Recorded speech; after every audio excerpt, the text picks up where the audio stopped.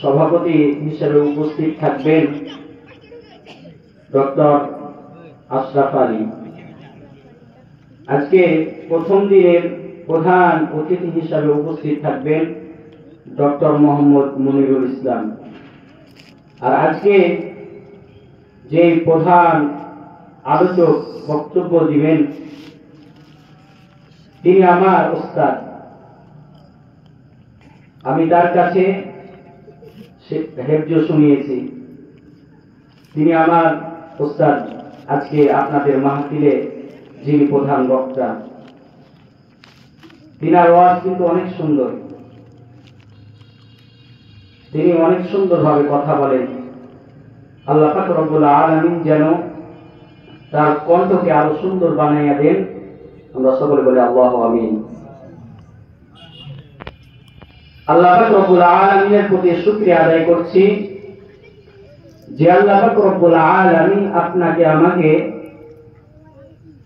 পৃথিবীর সমস্ত ফাঁসিকি কাজ থেকে, দুনিয়ার গুনাহ থেকে মুক্ত করে যে আল্লাহ পাক রব্বুল আলামিন আপনাকে আমাকে একটি মনোরম পরিবেশ, যে পরিবেশের নাম হচ্ছে জান্নাতি পরিবেশ, যে পরিবেশে ফেরেশতারা আল্লাহ পাক রব্বুল আলামিনের অর্ডারে তারা রহমতের চাদর দিয়ে আমাদেরকে বেষ্টন করে রেখেছেন।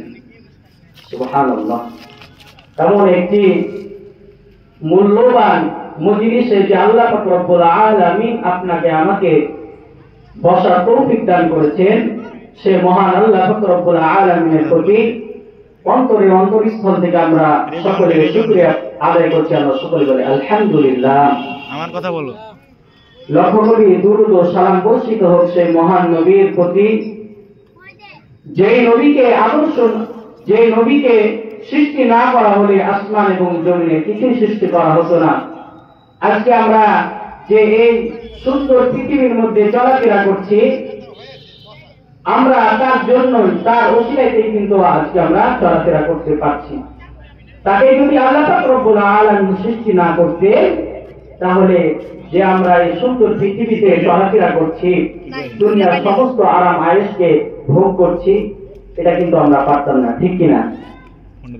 তো সেই মহান নবী যার আদর্শ মানতে পারলে ইহকাল শান্তি এবং পরকাল মুক্তি পাওয়া যাবে, সেই মহান নবীর প্রতি অন্তরস্থল থেকে আমরা তার প্রতি দুরূদ পাঠ করছি। আমরা সকলে বলি সাল্লাল্লাহু আলাইহি ওয়াসাল্লাম।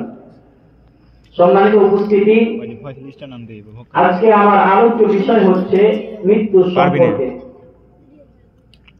আল্লাহ পাক রব্বুল আলামিন যদি এই উক্ত বিষয়ে যদি আমাকে কিছু কথা বলার তৌফিক দান করে, আমি ছোট মানুষ, আল্লাহ পাক রব্বুল আলামিনের দয়ায় অনুগ্রহে আপনাদের সামনে কিছু কথা বলবো ইনশাআল্লাহ। ওয়া মা তাওফীকি ইল্লা বিল্লাহ, আলাইহি তাওয়াক্কালতু ওয়া ইলাইহি উনীব। সম্মানিত উপস্থিতি, মৃত্যু কাকে বলে? আল্লাহ পাক রব্বুল আলামিন আপনাকে আমাকে যে নির্ধারিত একটি সময় দিয়েছেন, এই নির্ধারিত সময় যখন শেষ হয়ে যাবে, তখন কিন্তু আমরা এই পৃথিবীর মাঝে থাকতে পারবো না। আল্লাহ পাক রব্বুল আলামিনের কাছে আমাদেরকে চলে যেতে হবে। এটা হলো মৃত্যু। আল্লাহ পাক রব্বুল আলামিন প্রত্যেকটি মানুষকে একটি নির্ধারিত সময় দিয়ে দুনিয়াতে পাঠিয়েছেন। প্রত্যেকটি মানুষকে আল্লাহ পাক রব্বুল আলামিন নির্ধারিত সময় দিয়েছেন যে আমার এই বান্দা দুনিয়ার মাঝে এতদিন থাকবে। নির্ধারিত সময় ছাড়া আল্লাহ পাক রব্বুল আলামিন এই জমিনের মধ্যে কাউকে পাঠাননি। প্রত্যেকটি মানুষকে আল্লাহ পাক রব্বুল আলামিন একটি নির্ধারিত সময় দিয়েছে। এই নির্ধারিত সময় যখন তার শেষ হয়ে যাবে, আল্লাহ পাক রব্বুল আলামিনের অর্ডারে সে তখন মৃত্যুবরণ করে ইহ জগৎ ত্যাগ করে পর জগতে চলে যাবে। সম্মানিত উপস্থিতি, মৃত্যু সুনিশ্চিত। ব্যক্তি হোক না কেন, সে যত বড়ই রাজা হোক, বাদশাহ হোক, সে যত বড়ই ধন সম্পদওয়ালা ব্যক্তি হোক, সে এই মৃত্যু থেকে নিজেকে রক্ষা করতে পারবে না। সম্মানিত উপস্থিতি, আপনি লক্ষ্য করলে বুঝতে পারবেন আল্লাহ পাক রব্বুল আলামিন এই জমিনের মধ্যে এমনও বান্দা আল্লাহ পাক রব্বুল আলামিন সৃষ্টি করেছিলেন যাদের ক্ষমতার কারণে দুনিয়ার মানুষ ভালোভাবে চলাফেরা করতে পারত না। তাদের প্রত্যেকটি বিধান, তারা যে হুকুম মানুষের প্রতি করত, প্রত্যেকটি বিধান তাদেরকে অক্ষরে অক্ষরে পালন করতে হতো। এই হুকুম বাদশাহ আজকে দুনিয়াতে নাই। তারা মৃত্যু বরণ করে দুনিয়ার মায়া ত্যাগ করে এই পৃথিবী ছেড়ে চলে গেছে, ঠিক কিনা? সম্মানিত উপস্থিতি, তাই আল্লাহ পাক রব্বুল আলামিন পবিত্র কোরআনে বলেছেন কুল্লু নাফসিন যায়িকাতুল মাউত, প্রত্যেকটি প্রাণীকে মৃত্যুর স্বাদ গ্রহণ করতে হবে। সম্মানিত উপস্থিতি, আল্লাহ পাক রব্বুল আলামিন যার মধ্যে রূহ দান করেছেন, যার মধ্যে প্রাণ রয়েছে, আল্লাহ পাক রব্বুল আলামিন যার মধ্যে আত্মা দান করেছে, সেই ব্যক্তি অবশ্যই মারা যাবে। সম্মানিত উপস্থিতি, এই মৃত্যু থেকে কেউ রেহাই পাবে না, সে যত বড়ই বাদশাহ হোক না কেন। হযরত সুলাইমান আলাইহিস সালাতু ওয়াস সালাম এত বড় একজন নবী ছিলেন, যিনি সারা বিশ্বকে তিনি তার কথা মতো চালাতেন। আল্লাহ পাক রব্বুল আলামিন তাকে এমন পাওয়ারফুল নবী হিসেবে দুনিয়ার মাঝে প্রেরণ করেছিলেন, সমস্ত মাখলুকাত, মানুষ থেকে শুরু করে জিন জাতি থেকে শুরু করে আল্লাহ পাক রব্বুল আলামিন যত জাতিকে সৃষ্টি করেছিলেন, যত মাখলুককে সৃষ্টি করেছিলেন, প্রত্যেকটি মাখলুক তার কথা শুনতো। এইরকম একজন এত বড় ক্ষমতাশীল নবী, যিনি সারা বিশ্বকে তার কথা মতো চালাতো, এইরকম নবীও আজকে এই পৃথিবীতে নাই। এখান থেকে আমাদেরকে বুঝে নিতে হবে, পৃথিবীতে যতই বড় ক্ষমতাশীল ব্যক্তি আসুক না কেন, মৃত্যু তার হবে, মৃত্যু থেকে সে রেহাই পাবে না।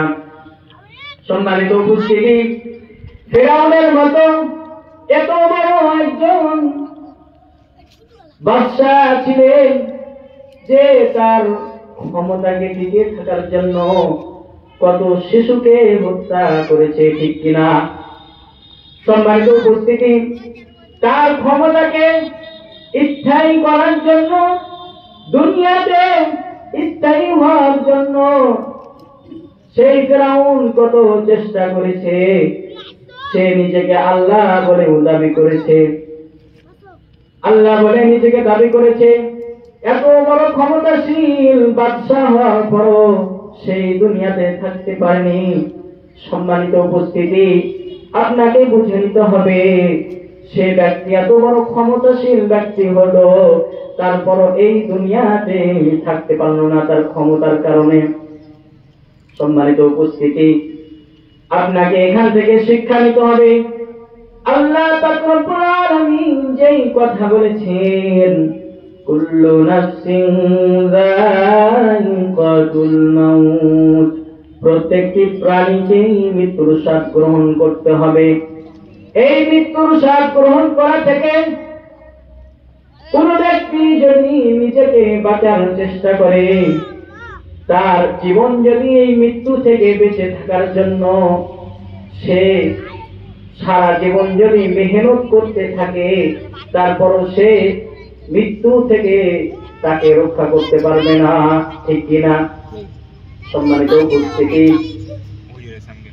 আপনাকে আমাকে সবাইকে এই মৃত্যু বরণ করতে হবে। মৃত্যু থেকে আপনি আমি হাজার চেষ্টা করলেও মৃত্যু থেকে রেহাই পাবো না। সম্মানিত উপস্থিতি, আল্লাহ পাক রব্বুল আলামিন আপনাকে আমাকে যে সময় দিয়েছেন, এই নির্ধারিত সময় যখন শেষ হয়ে যাবে, এই মায়ার পৃথিবীতে আপনাকে এক মুহূর্তের জন্য রাখা হবে না। আপনি যে মৃত্যু থেকে দূরে থাকছেন, এই মৃত্যু আপনার কাছাকাছি আসবে। আল্লাহ পাক রব্বুল আলামিন প্রত্যেকটি ব্যক্তিকে নির্ধারিত সময় দিয়েছেন। নির্ধারিত সময় যখন তার চলে আসবে, তখন সে যতই চেষ্টা করুক নিজেকে মৃত্যু থেকে বাঁচিয়ে রাখতে পারবে না। আল্লাহ পাক রব্বুল আলামিন বলেন, وما كان لنفس أن تموت إلا بإذن الله كتابا مؤجلا। الله أكبر। আল্লাহ পাক রব্বুল আলামিন বলেন, আমি আল্লাহ পাক রব্বুল আলামিনের হুকুম ছাড়া কোন ব্যক্তি মৃত্যু বরণ করবে না। আমি আল্লাহ পাক রব্বুল আলামিন প্রত্যেকটি বান্দার একটি নির্ধারিত সময় দিয়েছি। এই নির্ধারিত সময় যখন আসবে, তখন সে মৃত্যুবরণ করবে। আমি আল্লাহ পাক রব্বুল আলামিন যে সময় দিয়েছি, এই সময়ের আগে সে মৃত্যুবরণ করবে না। সারা পৃথিবীর মানুষ যদি তাকে মারার চেষ্টা করে, তারপরও তাকে মারতে পারবে না। যখন আল্লাহ পাক রব্বুল আলামিন তাকে ডাক দিবেন, যখন তার নির্ধারিত সময় চলে আসবে, তখন সে আর এই পৃথিবীর মাঝে থাকতে পারবে না। আমরা যে মৃত্যু থেকে নিজেকে দূরে সরিয়ে রাখছি, মৃত্যু থেকে নিজে গাফেল থাকছে, এ সম্পর্কে আল্লাহ পাক রব্বুল আলামিন পবিত্র কোরআনে বলেন, قل إن الموت الذي تفرون منه فإنه ملاقيكم ثم تردون إلى عالم الغيب والشهادة فينبئكم بما كنتم تعملون। الله أكبر। আল্লাহ পাক রব্বুল আলামিন নবীকে জানিয়ে দিলেন, হে নবী, আপনি আমার বান্দাদেরকে জানিয়ে দিন, তোমরা যে মৃত্যু থেকে পলায়ন করছো, মৃত্যু থেকে তোমরা গাফিল থাকছো, মৃত্যু থেকে তোমরা দূরে সরে থাকছো, এই মৃত্যু একদিন তোমাদের সাক্ষাতে আসবে। অবশ্যই এই মৃত্যু তোমাদের সাক্ষাতে আসবে এবং তোমাদেরকে আল্লাহ পাক রব্বুল আলামিন দুনিয়ার সমস্ত কিছু খবর রাখেন, যিনি দৃশ্য এবং অদৃশ্য সমস্ত কিছু খবর জানেন, এই আল্লাহ পাক রব্বুল আলামিনের কাছে আমাদেরকে উপস্থিত করা হবে এবং আল্লাহ পাক রব্বুল আলামিন সেই বিষয় আমাদের সামনে উপস্থিত করবেন, যে বিষয় আমরা দুনিয়ার মাঝে করতাম, আমাদের আমল আল্লাহ পাক রব্বুল আলামিন পেশ করবেন।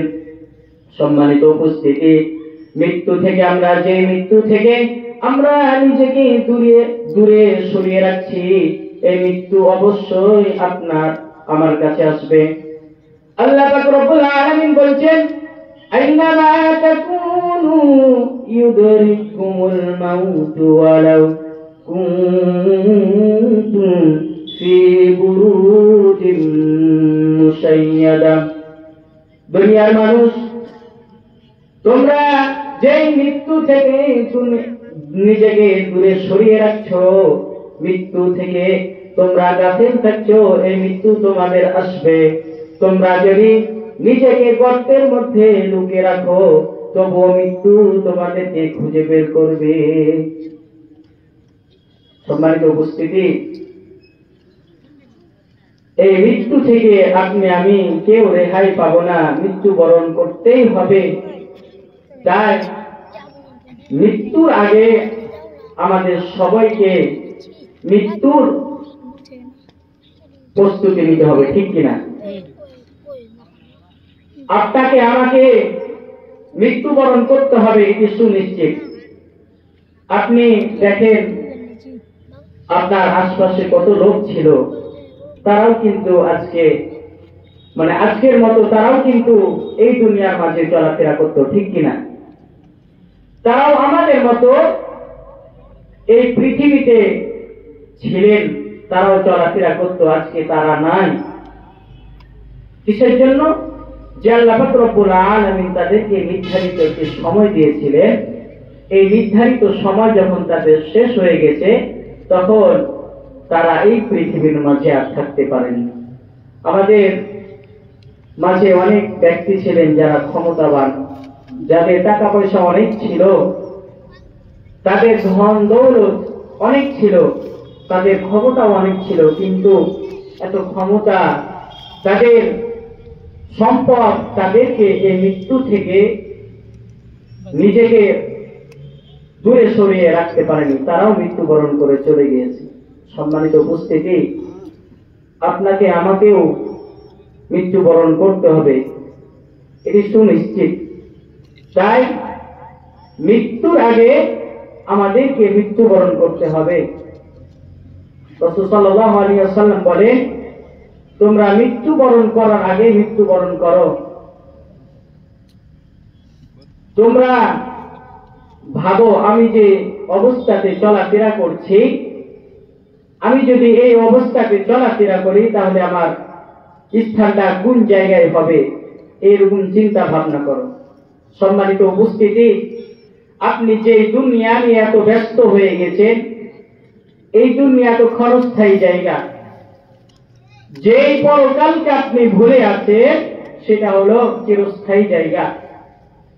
এখানে আপনি কিছুদিন অবস্থান করবেন, তারপর আল্লাহ পাক রব্বুল আলামিন আপনাকে মৃত্যুর মাধ্যমে আপনাকে এই জগৎ থেকে পর জগতে নিয়ে চলে যাবে। সম্মানিত উপস্থিতি, আপনি মনে করছেন মৃত্যুবরণ করলে আমার সমস্ত কিছু শেষ হয়ে গেল।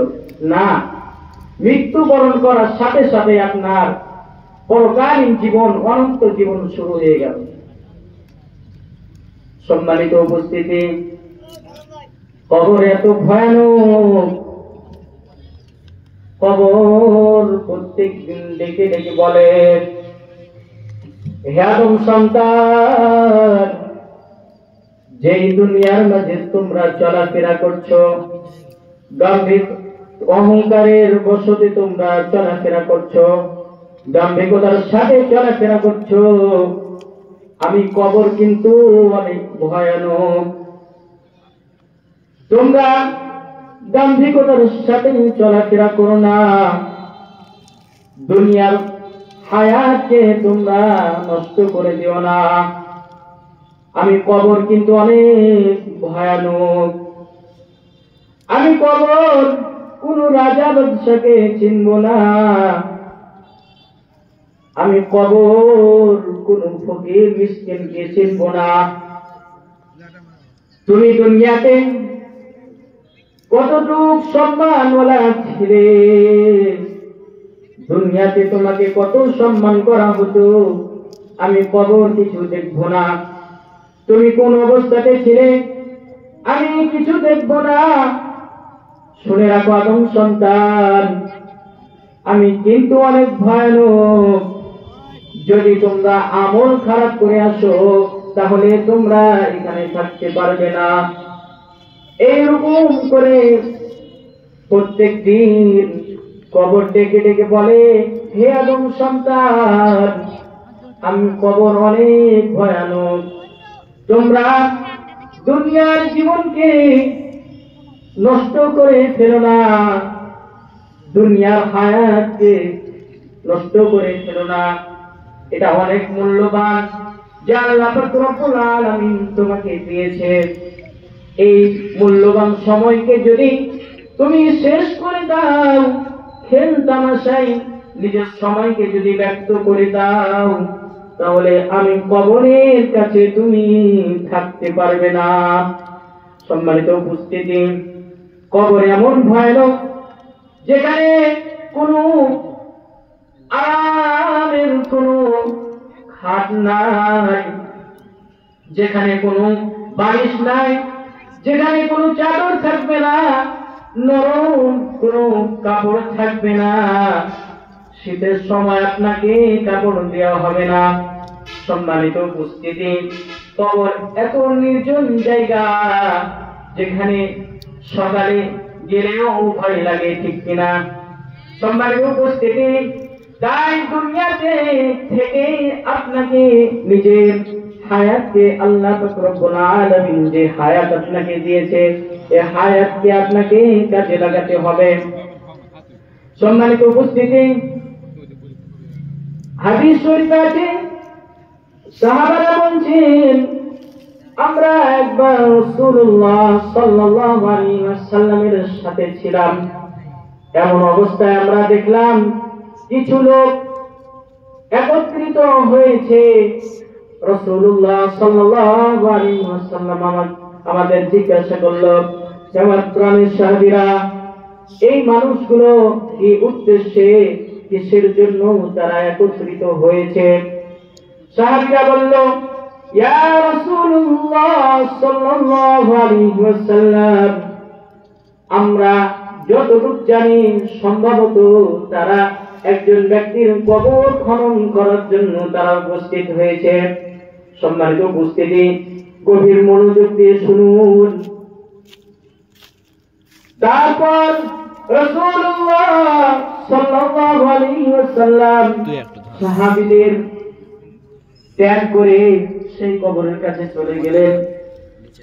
কবরের কাছে যাওয়ার পর হাঁটু ঘেঁষে কবরের কাছে বসে গেলেন, আর ওয়াজরে রাসূলুল্লাহ সাল্লাল্লাহু আলাইহি ওয়াসাল্লাম কান্না শুরু করে দিল। রাসূলুল্লাহ সাল্লাল্লাহু আলাইহি ওয়াসাল্লাম এত ওয়াজরে কান্না শুরু করে দিল, কবর দেখে তিনি ভয় পেয়ে গেলেন। তিনি এত ভয় পেয়ে গেলেন যে ভয়ের কারণে রাসূলুল্লাহ সাল্লাল্লাহু আলাইহি ওয়াসাল্লাম কান্নায় ভেঙে গেলেন। তার কান্না এত ছিল, কান্না করতে করতে পবিত্র দাড়ি মুবারক ভিজে গেছে। সম্মানিত উপস্থিতি, তিনি এত ভয় পেয়ে গেছেন। আপনি গভীর মনোযোগ দিয়ে শুনুন। যে নবী গোটা বিশ্ব জগতের জন্য রহমত স্বরূপ এসেছিলেন, যেই নবীর কোনো গুনাহ নাই, যেই নবীর কোনো অপরাধ নাই, যেই নবী কোনদিন গুনাহ করেনি, যেই নবীর কোনদিন অপরাধ হয়নি, এইরকম নবী যে আল্লাহ পাক রব্বুল আলামিন তাকে রহমত স্বরূপ সৃষ্টি জগতের জন্য রহমত স্বরূপ হিসেবে তাকে আল্লাহ পাক রব্বুল আলামিন এই ধরাতে পাঠিয়েছিলেন। এইরকম একজন নবী কবর দেখে এত ওয়াজরে কান্না করতে লাগলো। তিনি একজন নবী হওয়ার সত্ত্বেও, তিনি একজন জান্নাতি ব্যক্তি হওয়ার সত্ত্বেও এত ওয়াজরে কান্না শুরু করে দিল। সম্মানিত উপস্থিতি, তাহলে আপনি আমি যে মূল্যবান সময়কে নষ্ট করছি, তাহলে আপনার আমার কি অবস্থা হবে? গভীর মনোযোগ দিয়ে শুনুন আর চিন্তা ভাবনা করুন। আপনি আপনার মূল্যবান সময়কে কতটুকু কাজে লাগিয়েছেন এবং অপচয় করেছেন। সম্মানিত উপস্থিতি, সাহাবীরা জান্নাতি ব্যক্তি হওয়ার সত্ত্বেও কবরকে এত ভয় করত। তারা জান্নাতের সার্টিফিকেট পেয়েছিলেন, জান্নাতের সার্টিফিকেট তাদেরকে দান করা হয়েছিল। আল্লাহ পাক রব্বুল আলামিন যাদেরকে দুনিয়াতে জান্নাতের সার্টিফিকেট দিয়েছিলেন, তারপর তারা আল্লাহ পাক রব্বুল আলামিন যে মূল্যবান সময় দিয়েছিল, এই মূল্যবান সময় তারা অযথা ব্যয় করেনি। সম্মানিত উপস্থিতি, তারা জান্নাতি ব্যক্তি হওয়ার সত্ত্বেও আল্লাহ পাক রব্বুল আলামিন জান্নাতের সার্টিফিকেট দুনিয়াতে দিয়েছিলেন, তারপরও তারা মূল্যবান সময়কে অযথা কাটিয়ে দেননি। তারা তাদের মূল্যবান সময়কে আল্লাহ তাআলার ইবাদত বন্দেগীতে কাটিয়ে দিয়েছেন। সম্মানিত উপস্থিতি, আপনাকে আমাকে সবাইকে মৃত্যুবরণ করে চলে যেতে হবে। তাই যে আল্লাহ পাক রব্বুল আলামিন নির্ধারিত একটি সময় দিয়েছেন, আপনাকে মূল্যবান সময় দিয়েছে, এই মূল্যবান সময়কে অযথা ব্যয় করে দিলে হবে না। আল্লাহ পাক রব্বুল আলামিন আপনাকে একটি মূল্যবান সময় দিয়েছেন এই জন্য যে আপনি আল্লাহ তাআলার ইবাদত বন্দি করবেন, আল্লাহ তাআলার হুকুম অনুযায়ী চলবেন, আর আল্লাহ পাক রব্বুল আলামিন আপনাকে খুশি হয়ে জান্নাতে দিবেন। সম্মানিত উপস্থিতি, আজকে দুনিয়াতে এমন ভাবে আমরা চলাফেরা করি, দেখে মনেই হয় না আমাদের মৃত্যুবরণ করতে হবে, ঠিক কিনা? দুনিয়ার মানুষ এমন ভাবে চলাফেরা করে, মনেই হয় না তার মৃত্যুবরণ করতে হবে। সারাদিন দুনিয়া দুনিয়া নিয়ে ব্যস্ত হয়ে থাকে। সে মনে করে আমি যদি দুনিয়াতে ভালো থাকতে চাই তাহলে আমাকে বেশি বেশি উপার্জন করতে হবে। সে দুনিয়ার মায়ে পড়ে আখিরাতকে বরবাদ করে যায়। আর আল্লাহ পাক রব্বুল আলামিন বলেন, দুনিয়ার চেয়ে আখিরাত বহুগুণে উত্তম। তোমরা যদি জানতে তাহলে বুঝতে। আল্লাহ পাক রব্বুল আলামিন বলেন, ওয়ামাল হায়াতুদ দুনিয়া ইল্লা লাইবুন ওয়ালাদ-দারুল আখিরাতু খায়রুল লিল্লাযীনা ইয়াত্তাকুন আফালা তা'কিলুন। আল্লাহ পাক রব্বুল আলামিন বলছেন, এই দুনিয়া তো শুধু খেল তামাশার দুনিয়া, এই দুনিয়া তো রং তামাশার দুনিয়া, শুধু ভোগ বিলাসিতা ছাড়া কিছু নাই। তোমরা এই ভোগ বিলাসিতার মধ্যে পড়ে যেও না, না হলে তোমরা ক্ষতিগ্রস্তদের মধ্যে পড়ে যাবে। সম্মানিত উপস্থিতি, আমাদেরকে মূল্যবান সময় কাজে লাগাতে হবে। আমাদের মূল্যবান সময়কে বেহুদা অযথা কাজে লাগে সময়কে নষ্ট করা যাবে না। সম্মানিত উপস্থিতি, হাসরের মাঠে মানুষকে যখন উপস্থিত করা হবে তখন এত ভয়ানক অবস্থা হবে। হযরত আয়েশা রাদিয়াল্লাহু তাআলা আনহা বলেন, আমি একবার রাসূলুল্লাহ সাল্লাল্লাহু আলাইহি ওয়াসাল্লামকে জিজ্ঞাসা করলাম, হে আল্লাহর রাসূল, কিয়ামতের দিন মানুষকে কোন অবস্থায় উঠানো হবে? রাসূলুল্লাহ সাল্লাল্লাহু আলাইহি ওয়াসাল্লাম আমাকে বললেন, হে আয়েশা, তুমি শুনে রাখো, দুনিয়ার মানুষকে নগণ্য অবস্থায় হাসরের মাঠে উঠানো হবে। তাদের পরনে কোনো কিছু থাকবে না, তাদের পায়ে কোনো কিছু থাকবে না, নগণ্য অবস্থায় তাদেরকে উঠানো হবে। হযরত আয়েশা রাদিয়াল্লাহু তাআলা আবার রাসূলুল্লাহ সাল্লাল্লাহু আলাইহি ওয়াসাল্লামকে জিজ্ঞাসা করলেন, হে আল্লাহর রাসূল, এমন অবস্থায় তো নারী পুরুষ সবাই তো একত্রে থাকবে, এইরকম যদি অবস্থা হয় তাহলে একে অপরের দিকে তো তাকাবে।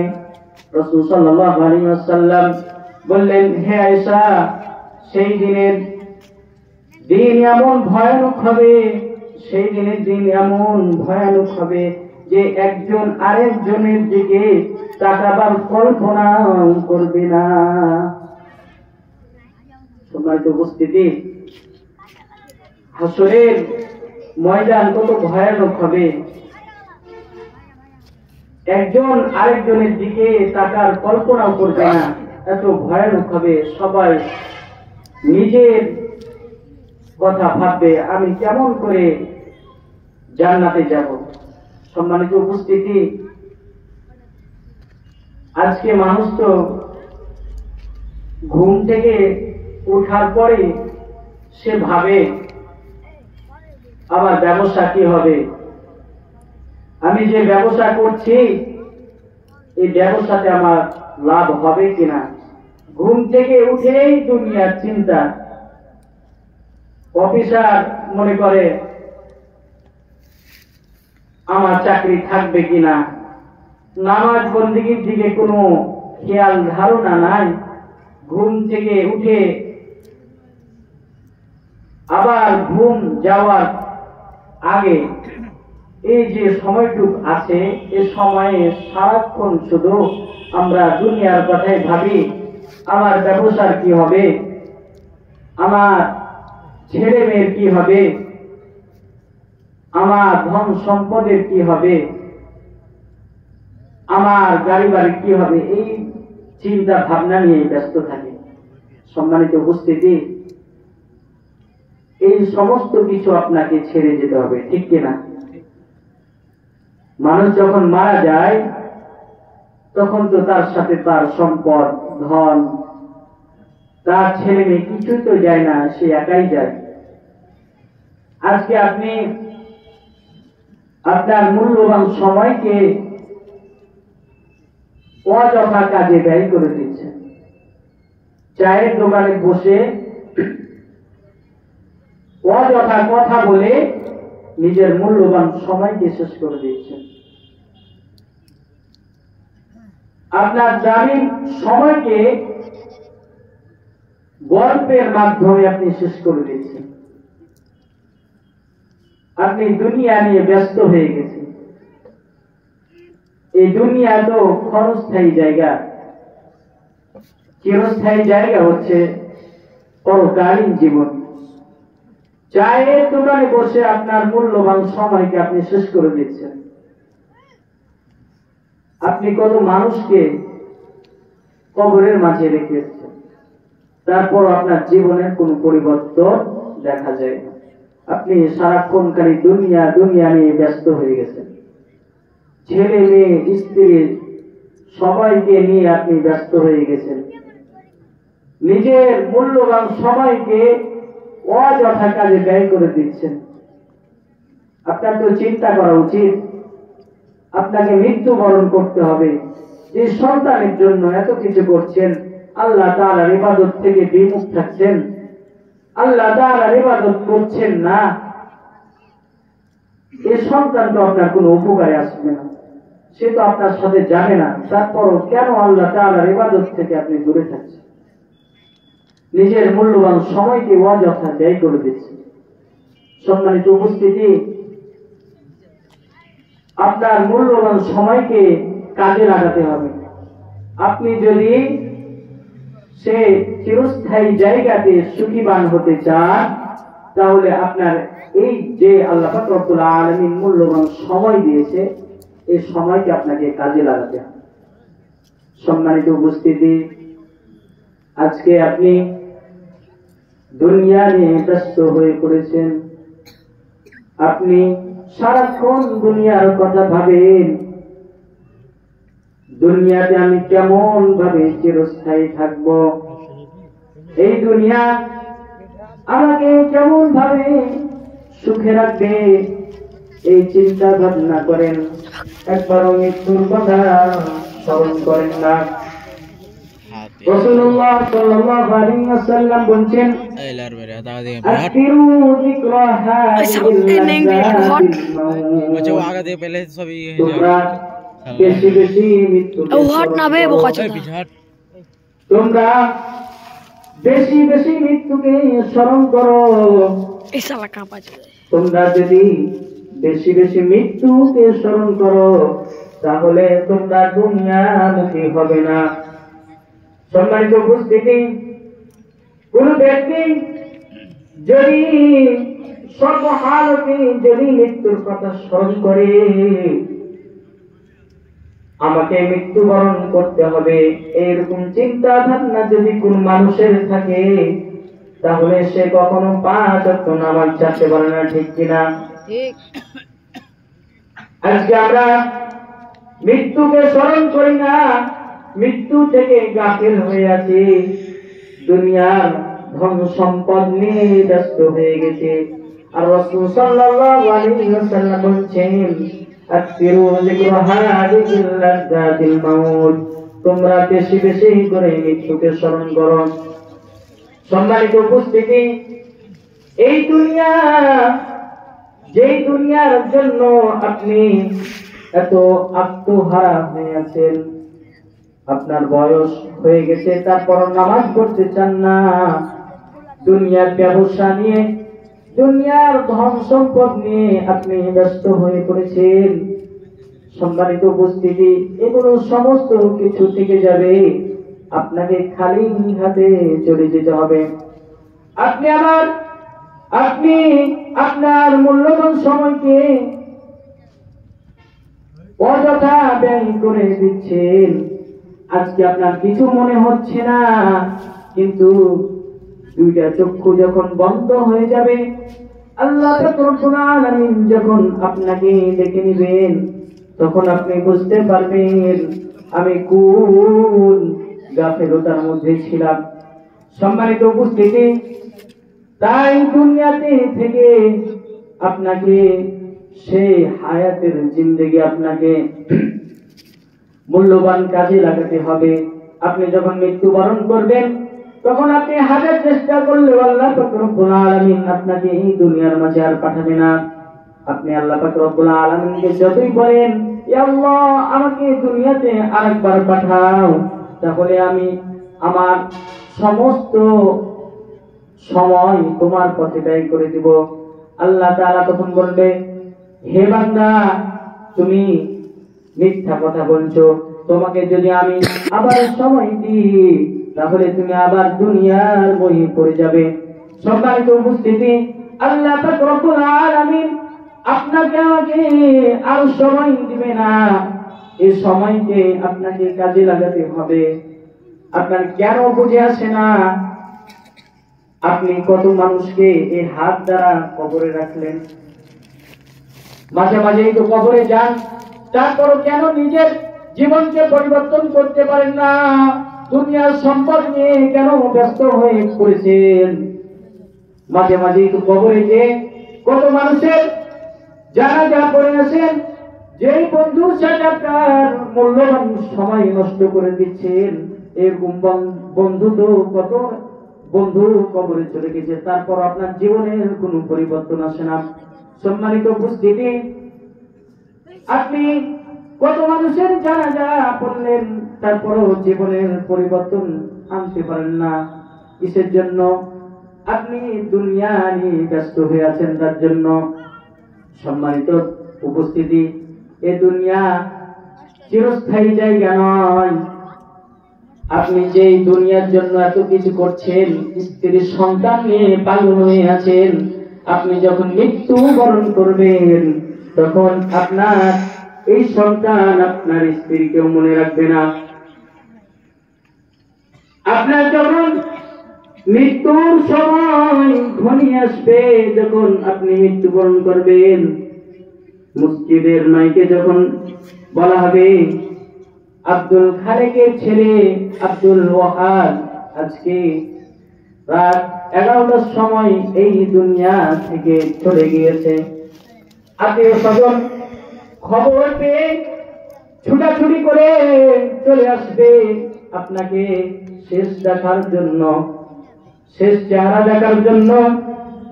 আত্মীয় স্বজন যাদের আপনি বেঁচে থাকতে, যারা আপনার সাথে কোনোদিন দেখা করতে আসেনি, এরকম আত্মীয় আপনার মরার খবর শুনে চলে আসবে। দূর দূর থেকে মানুষ আপনাকে শেষ দেখার জন্য চলে আসবে। এই অবস্থায় যদি আপনার স্ত্রীকে বলা হয়, তোমার প্রাণের স্বামীকে তুমি তোমার জায়গাতে দাফন করে দাও, সেই স্ত্রী কখনো আপনাকে তার পাশে রাখবে না। সম্মানিত উপস্থিতি, যে স্ত্রীর জন্য দিনভর এত উপার্জন করলেন, আল্লাহ তাআলার ইবাদত বندگی থেকে নিজেকে বিমুখ রাখলেন, যাদের জন্য দুনিয়া নিয়ে ব্যস্ত থাকলেন, তারা আপনাকে মরণের পর আর স্মরণ রাখবে না। আপনার স্ত্রীকে যদি বলা হয়, তোমার স্বামীর সাথে তো অনেক দিন যাবত তুমি ছিলে, তোমাদের সম্পর্ক তো অনেক মধুময় সম্পর্ক।